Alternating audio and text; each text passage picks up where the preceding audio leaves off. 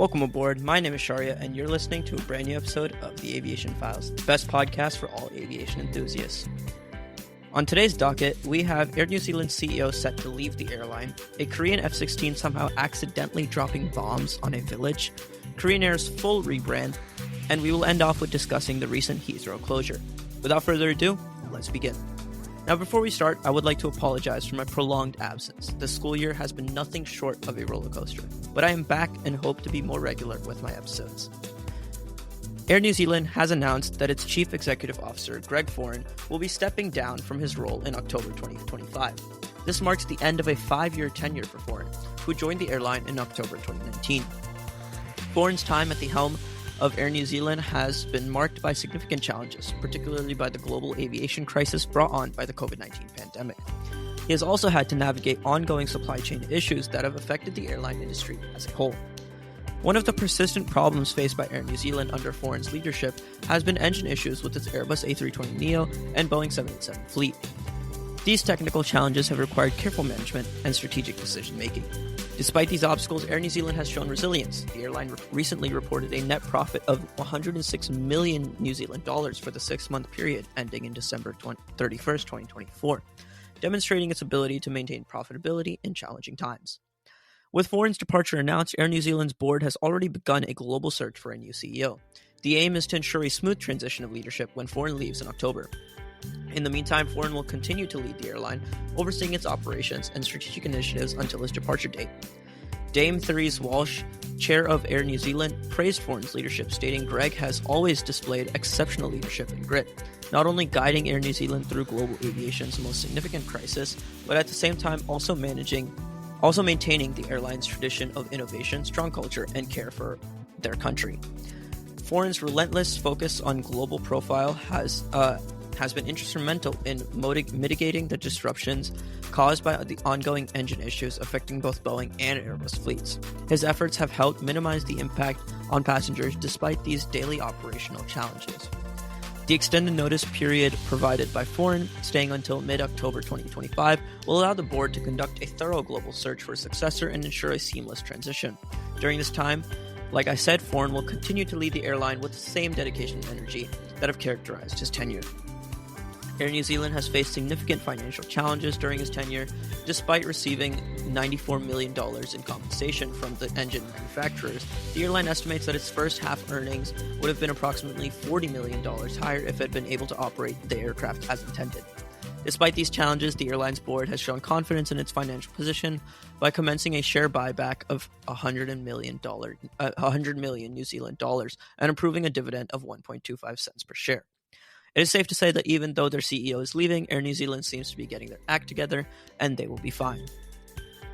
Now, in a shocking incident, 2 Republic of Korea Air Force KF-16 Viper fighter jets accidentally dropped 8 Mark 82 500-pound bombs on a village in South Korea. The unintended target was Pocheon, a small community that found itself suddenly under fire. The accidental bombing resulted in injuries to at least 15 people, causing alarm and distress among the local population. The extent of property damage has not been fully assessed, but it is expected to be significant given the power of the weapons involved. This unfortunate event occurred during preparations for a joint South Korean-US training exercise. The pilots were supposed to be conducting a bombing run on a designated weapons range, not a civilian area.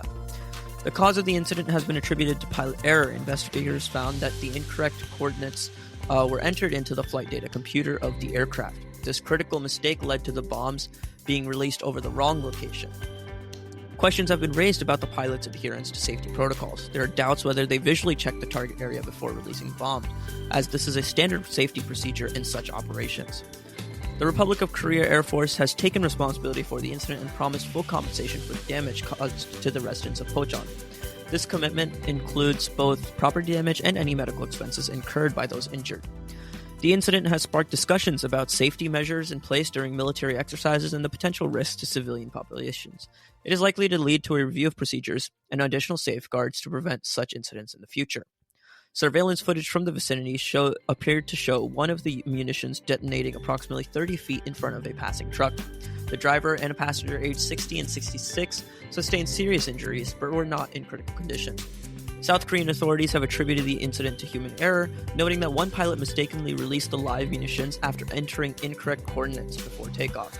They indicated that a committee would investigate why the second pilot also released bombs. The Mk-82 is a 500-pound bomb widely utilized by the U.S. military. While the Kf-16 is South Korea's locally produced variant of the F-16 Fighting Falcon, it is not usually using the Mk-82.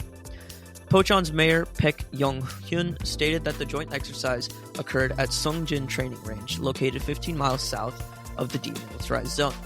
Following the incident, South Korean military investigators have charged the two Republic of Korea Air Force pilots with criminal negligence over the accidental bombing.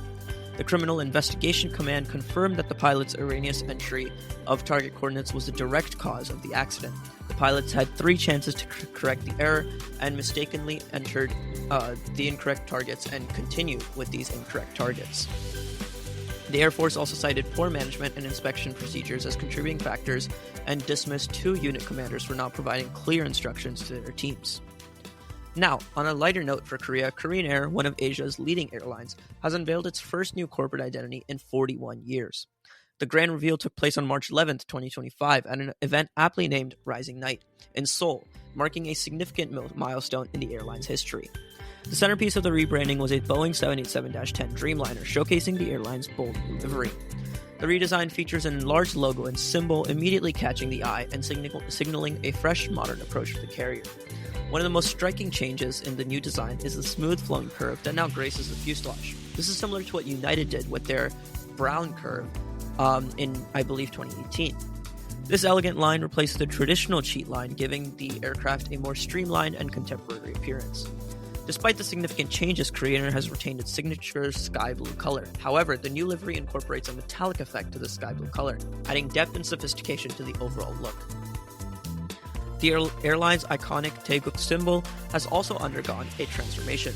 Now rendered in a deep blue, the redesigned symbol reflects Korean Air's rich heritage while simultaneously embracing its status as a symbol of national prestige. This rebranding initiative follows Korean Air's recent acquisition of Asiana Airlines, a move that has significantly expanded its market presence. The new identity seems to reflect this growth and the airline's ambition for the future. During the unveiling event, Korean Air's CEO Walter Cho emphasized that the airline's commitment to connecting people, cultures, and the world is still going strong. This message aligns with the visual changes, suggesting a renewed focus on global connectivity and cultural exchange.